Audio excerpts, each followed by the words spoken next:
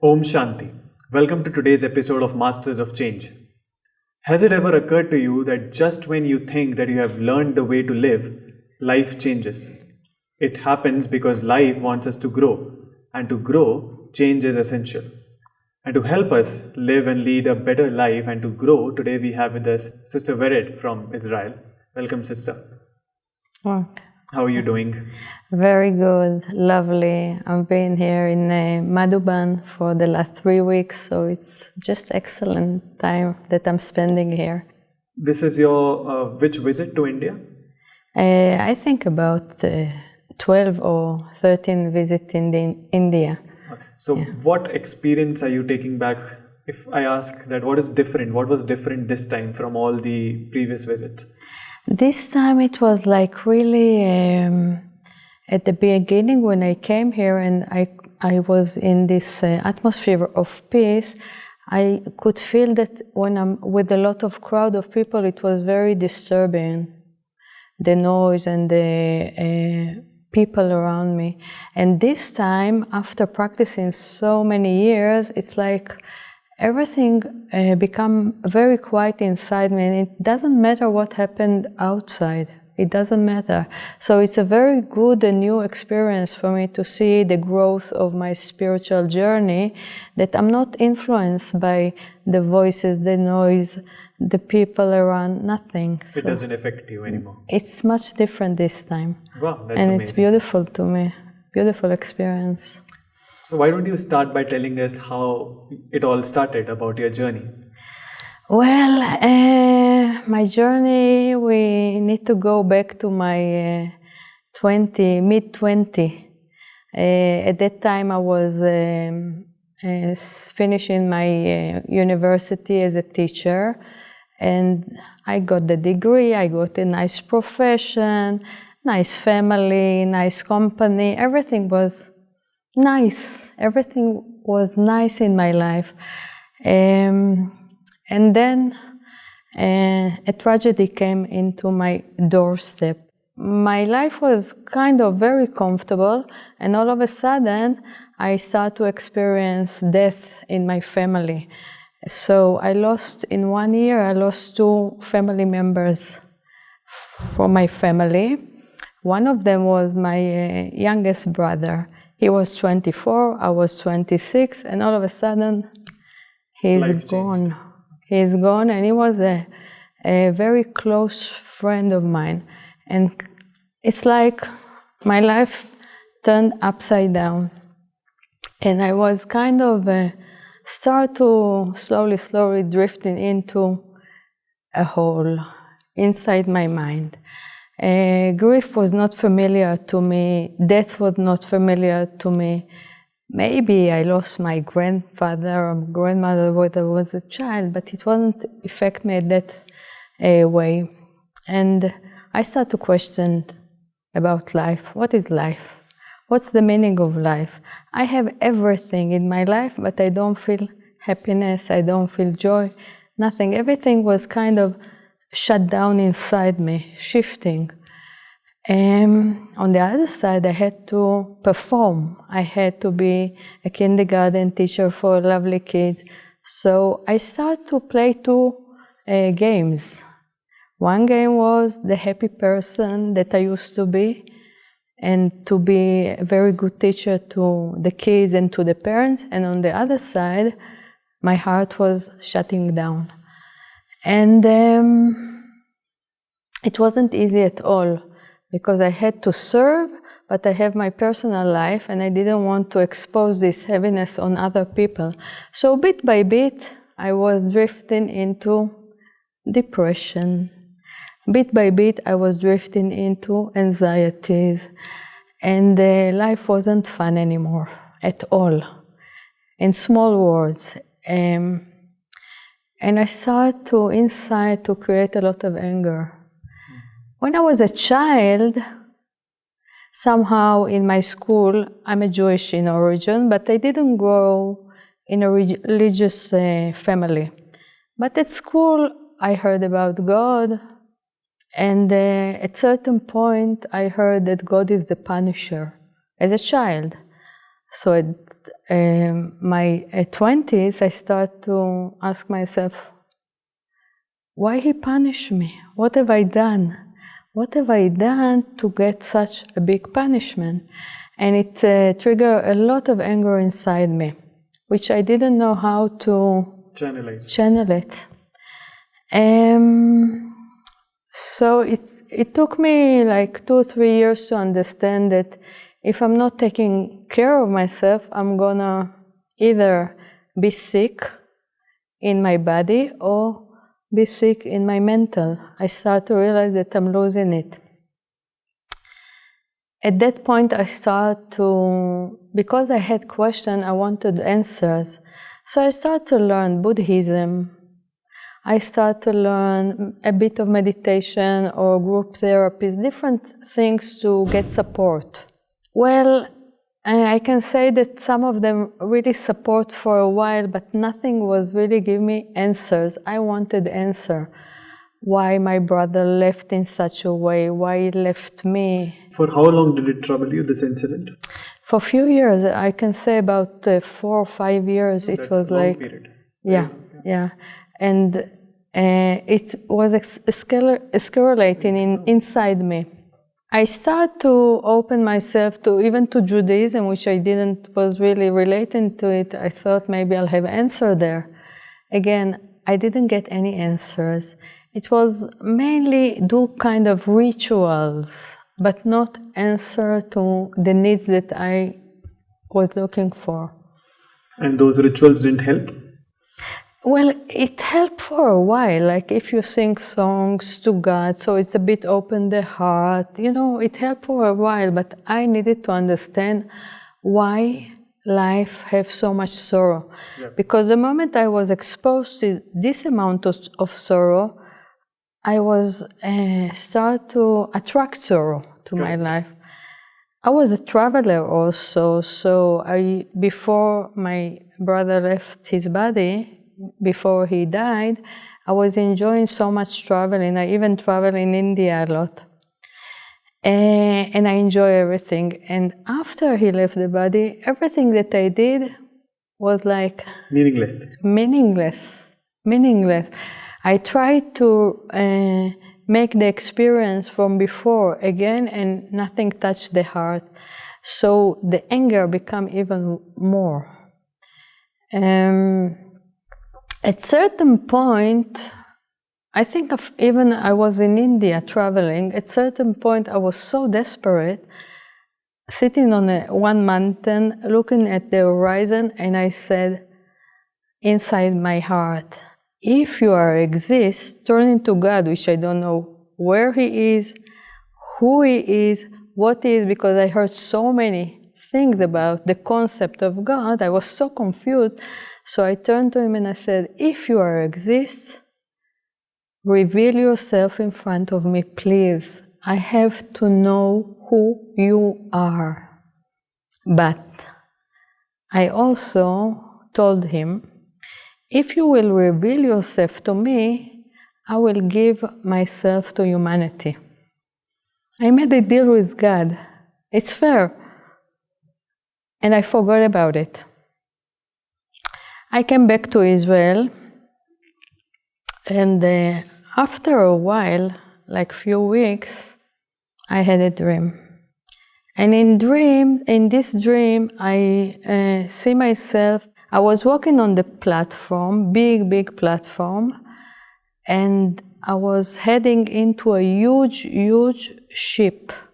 Huge ship, but... It was a dream. It was a part of a dream. It was this dream.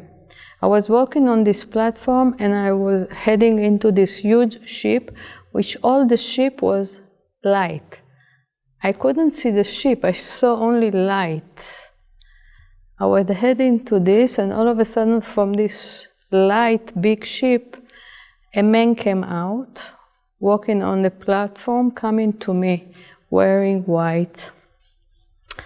This dream was so strong to me that I can't forget it, of course.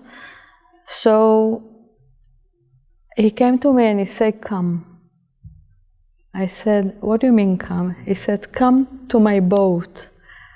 I said, "Where are we going?" He said, "I'll show you where." I said, "Why do you need me to come?" He said, "Because I need help.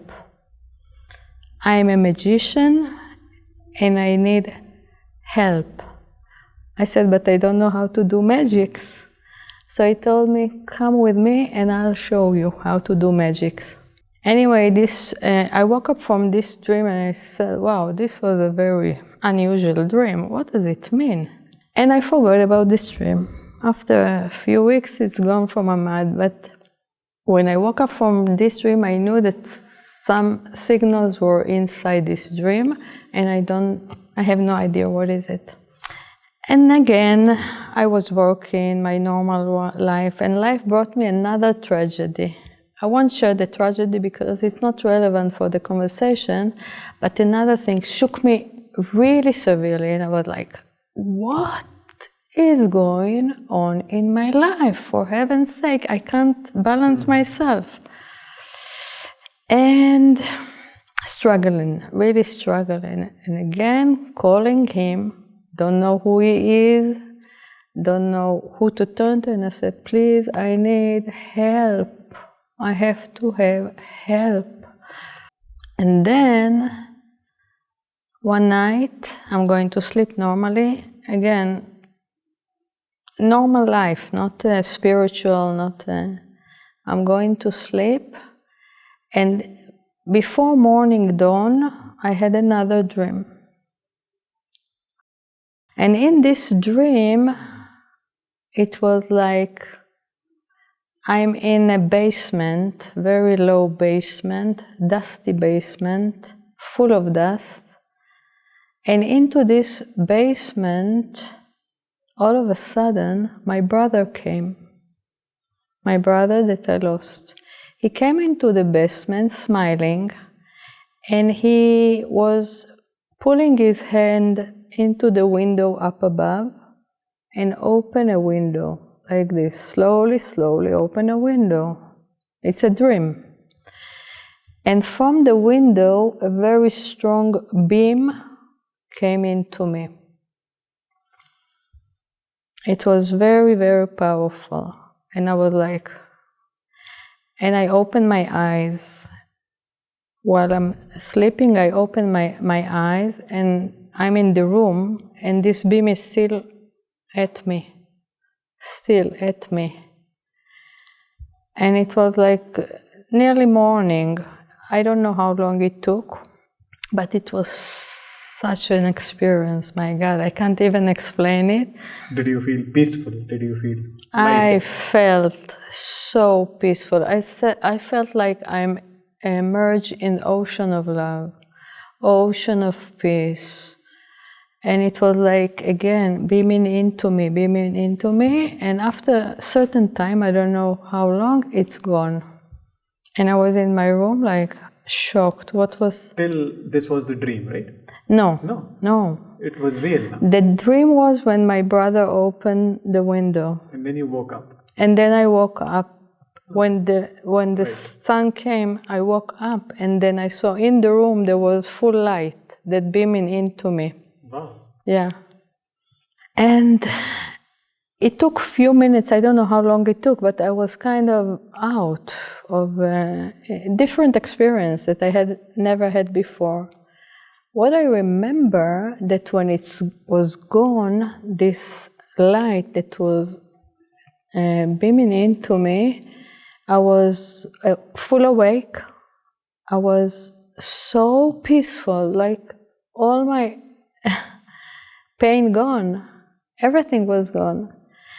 One thing I remember I did, I picked up the phone and I told my mother, I called her and I told my mother, "Mom, my pain is gone." That's what I told her. And she said, "Oh." The very next day? No, the moment I didn't share the experience with her, but I told her, "Mom, my pain is gone." She said, "Oh, thank you, God." Something like that. The next 2 days, I was in an euphoria state of mind. I was so blissful. I was so happy. I was like, I didn't know what happened to me. Again, I didn't connect it to anything. I felt like I'm walking on clouds. I felt like I have healing powers inside me. Something very, very spiritual. It's different. I didn't share it with anyone because I didn't even know what's happened to me. But then I started to realize that something strong happened to me. And I said, you're gonna search what is it until you find what is it. After 2 days, it's gone again. All this phenomena left me, and again the sorrow covered me, and again this pain. But then I said, I'm gonna find out. I'm not gonna let go until I'll find out an answer. Because you tasted such an experience, Yeah. You couldn't let go of it. Yeah. So I started to ask people, beforehand I started to practice meditation, but very light. So in the same time I asked my friend, do you know any close meditation to my house that I can go and do meditation, because I need sustenance. I understand that I have to sustain myself on a daily basis. So she told me, yes, I heard there is a place in this place. It was in my neighborhood. I decided to go there. And I called them, I checked the time, it was Sunday evening meditation. I rang the bell, a beautiful, lovely woman opened the door with a beautiful smile, with shining eyes, and she said, welcome. And that was the end of my story and the beginning of my new chapter. I sat for meditation. This is Raj Yoga meditation you're talking about? It was the Brahma Kumaris Raj Yoga meditation. I sat for my first meditation there, and again, I'm gone. For a few minutes, I'm just gone. Such a beautiful experience, as if God put his arm around me and held me. Again, I didn't understand nothing, what was happened, but it was sure that I'm going to learn the course. Immediately, I started the course of the Raja Yoga 7-day course. And finally, thanks God, I got answers. Who am I? Who do I belong to? What I'm doing here? And bit by bit, I started to practice more and more. What was the most important thing of my practice was to let go of my past, to leave my habits of thinking about the sorrow, the tragedy of my life, because I didn't realize that, okay, something happened in certain time of my journey. It happened once. But what I did for years, you know what I did for years? I recycled it again and again, which I didn't know that I do it because, You were not aware. I wasn't aware that it's creating so much damage to my soul. So one thing that was very clear to me in the course that I need to stop and to change my thinking habits. It wasn't easy because the habit was so strong, pulling me again and again to the sorrow, to the tragedies, to the feeling of why it happened to me, a victim consciousness. It impacted my reality completely because I was so negative, so angry inside. But now you were aware that you had to change. But now I was aware how much damage I caused to myself. No one have done anything to me. I did it to myself with an honest heart, not with a tendency. But the Raja Yoga course put me a mirror to understand that I did it to myself. Now I have to take charge and I have to change the patterns. And I was very serious because I said, you have to heal yourself by yourself. And I did the practice very seriously, and within, let's say, a month or two, maximum 3, there was a shift in my consciousness, which was in a way bringing the peace back to my life, bringing the balance to my life, bringing even the positivity. And then in one of the classes, one of the class was talking about the magician, God as the magician. One of the classes, and all of a sudden, that boom. dream hit you. That dream, you connected. Yeah, immediately it was connected to the dream. And I was like, whoa, I understand the dream completely. And all of a sudden I realized that the person, Brahma Baba, is the founder of the Brahma Kumaris. He was the guy that came into my dream. I understood it. So I realized that I'm very fortunate to have this meeting with, even if it was a dream, it was like he was calling me to come. So what was this point of light? So the point of light, again, while I was learning and going through deeper with the Raja Yoga, I understood that I got a meeting with the Supreme. Because then I learned that the Supreme is a point of light as me, as a point of light, and He is the ocean. And again, through this practicing, I remember this experience, and it's like, again, boom, oh, He came to me before. It was at least 1 year before I came to the study. He came, He was signaling me to. So everything was... Whom do you consider, just a question out of confusion, whom do you consider God? Like, you saw a person. And the first dream was with the person in the body of Brahma Baba. Yeah. And the second one was only the point of light. So whom do you consider the real God? The point of light. By the years, when I was practicing more and more Raja Yoga, I had more subtle experience with the point of light and subtle experience with the image of Brahma Baba. So everything became so clear to me. It's as if a veil, after a veil was open in my consciousness. And bit by bit I realized, wow, I'm so fortunate. And now what about your deal with? That's it. I remember very quickly when I understood all the puzzle, I remember my deal with God. So I said, oops. Now it is your time. Now it's, yeah. It evolved. It wasn't like, okay, I did a deal, so I'm giving. I didn't know what is my part in giving back to humanity. So in one part, I started to give more time of myself to the Brahma Kumaris as a service.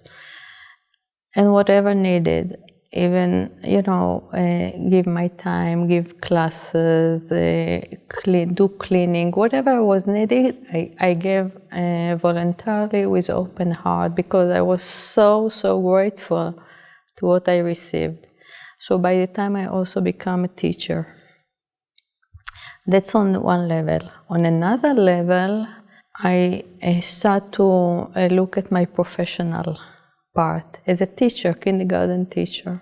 Slowly, ideas came mainly through meditation, how to bring peace into my work. As a kindergarten teacher, is very hard. I don't know how it's in India, but in Israel it's not easy at all because, let's say, we are 2 adults and 35 kids. And I don't know, I think the Indian kids are very quiet, but Israeli kids are quite challenging. And it needed me to see how I bring this peace that I already achieved to those little sweet kids. And slowly I start to put music. I start to give them guidance. I start to do exercises with them, and very quickly I start to see changes in the kids themselves. Yeah. Like, How did you do it? And what changes did you start? Yeah, in a way, drama pulled me into the Living Values project. That it's also an initiation of the Brahma Kumaris in a way. So I connected to them, and the moment I was in peace, I was more stable. I could see how it reflects at my work. The kid was gorgeous. So let's say if I start the year with a very active, hyperactive, different kind of even violent kids, after a month it became like, wow. Yeah. So you were able to transmit the energy to the kids. So they start to hear about me, what I'm doing, and